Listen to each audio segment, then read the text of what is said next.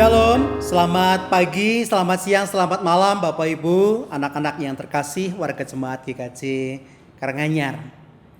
Katakan kepada saya sejujurnya, Bapak Ibu takut apa tidak terjangkit virus corona? Ajarin apa mboten? Wedi ora? Corona bisa menyerang siapa saja. Tidak peduli dia punya jabatan atau tidak. Tidak peduli dia kaya atau miskin, tidak peduli dia tinggal di kota atau di desa, tidak peduli juga dia punya agama atau tidak. Ada menteri kena corona, ada pendeta kena corona, ada dokter kena corona, semuanya bisa kena. Dan ketika orang terkena, lalu komplikasi dengan penyakit yang lain, itu bisa menimbulkan kematian.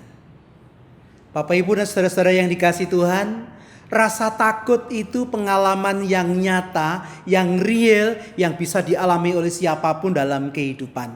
Bisa dialami oleh semua manusia. Rasa takut bukan hanya disebabkan karena corona, oleh banyak hal. Ada orang yang takut masa depannya, bisa sekolah tinggi atau tidak.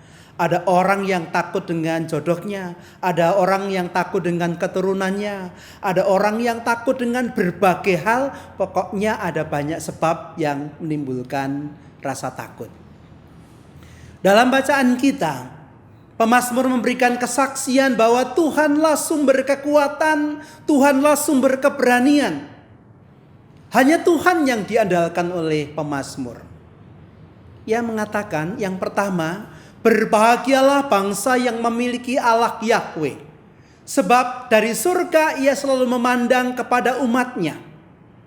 Saudara-saudara, makna kata memandang di sini tidak sekedar melihat secara sepintas. Tidak sekedar melihat secara sekilas. Tetapi memandang dengan penuh perhatian. Ibaratnya orang tua yang baik yang sedang mengawasi anaknya yang sedang bermain di taman. Saya perlu tegaskan orang tua yang baik. Kenapa begitu? Karena sekarang ini banyak orang tua yang tidak baik. Disuruh nunggu anaknya di taman malah disambi main HP. Lalu anaknya jatuh gak ada yang tahu. Begitu yang terjadi. Dia memperhatikan anaknya. Dia sungguh-sungguh fokus pada anaknya. Dia tahu setiap detiknya apa yang dialami oleh anaknya sehingga ia bisa mencegah kalau anaknya itu akan celaka. Bapak Ibu dan Saudara yang dikasihi Tuhan, dalam ayat yang ke-15 dikatakan, Dia yang membentuk hati mereka sekalian, yang memperhatikan segala pekerjaan mereka. Nah, jikalau Allah memperhatikan kita, mengawasi kita sebagaimana orang tua mengawasi anaknya, pertanyaannya, apakah ada hal yang perlu kita takutkan lagi?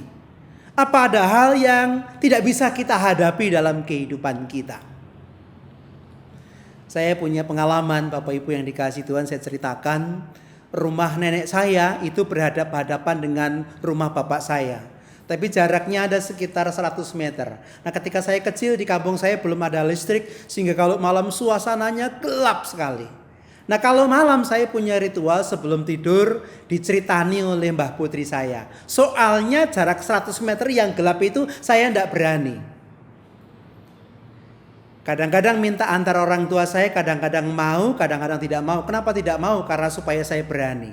Nah, Bapak Ibu, supaya saya bisa berjalan sendiri, saya katakan pada orang tua saya, Pak, Bapak ngadeg lawang nggih, kula diwaske nggih. Di kegelapan itu saya nggak bisa ngelihat orang tua saya. Tetapi saya memastikan bahwa mata orang tua saya melihat ke arah saya. Sehingga orang tua saya siap menolong ketika saya dalam bahaya. Begitulah Tuhan mengawasi kita. Yahweh mengawasi kita. Oleh karena itu kita tidak perlu takut. Itu yang pertama. Yang kedua, pemazmur memberikan kesaksian bahwa Allah sungguh-sungguh dapat diandalkan. Berbeda dengan manusia. Manusia tidak bisa diandalkan. Ada dua gambaran yang diberikan oleh pemazmur sebagai contoh. Yang pertama pada ayat yang ke-16 dikatakan, seorang raja tidak akan selamat oleh besarnya kuasa. Seorang pahlawan tidak akan tertolong oleh besarnya kekuatan. Ibu bapak terkasih, Bapak Ibu ingat zaman dulu kekuasaan Pak Harto begitu luar biasa dengan Orde Barunya. Jangankan berbicara atau menulis di medsos kalau waktu itu ada. Bahkan orang mengatakan baru dipikirkan saja, intelnya sudah tahu dan orang bisa hilang. Siapa yang menyangka orang yang punya kekuasaan demikian besar, orang yang punya kekayaan demikian besar, pada akhirnya jatuh juga. Kekuasaan manusia tidak bisa diandalkan. Ayat yang ke-17 yang kedua mengatakan, kuda adalah harapan sia-sia untuk mencapai kemenangan, yang sekalipun besar ketangkasannya tidak memberi keluputan. Bapak Ibu yang dikasih Tuhan, saya kasih contoh yang agak jauh. Amerika itu negara adidaya, negara adikuasa, memiliki peralatan tempur yang paling modern, memiliki tentara yang paling hebat. Tetapi ketika terjadi perang Vietnam, apa hasilnya? Apakah Amerika menang? Apakah Amerika pulang sebagai juara? Tidak sama sekali. Mereka pulang tanpa gelar juara. Kuda, tank mereka, persenjataan mereka, segala sesuatu yang dimiliki manusia, buah pikirnya tidak bisa diandalkan. Kenapa? Karena sebenarnya yang bisa diandalkan hanya Allah saja. Bapak Ibu yang dikasih Tuhan, beberapa hari lagi kita akan merayakan turunnya Roh Kudus. Tuhan Yesus sudah naik ke surga, tetapi Tuhan berkarya dalam cara baru melalui Roh Kudus yang tinggal dalam hati kita. Nah, kuasa Roh Kudus ini memberi kepada kita keberanian untuk menghadapi segala sesuatu yang mengancam kita dalam kehidupan. Segala tantangan, segala pencobaan, segala persoalan. Mari mengandalkan Tuhan seperti halnya pemazmur. Mari yakin bahwa Roh Kudus mengawasi kita, Roh Kudus menyertai kita, ibarat orang tua yang mengawasi anaknya sedang bermain-main, siap memberikan pertolongan, siap memberikan segala bantuan yang kita perlukan. Jangan mengandalkan kuasa manusia, jangan mengandalkan kekuatan manusia, jangan mengandalkan harta manusia, andalkanlah Allah. Maka engkau akan memiliki keberanian dalam hidupmu. Tuhan memberkati. Amin.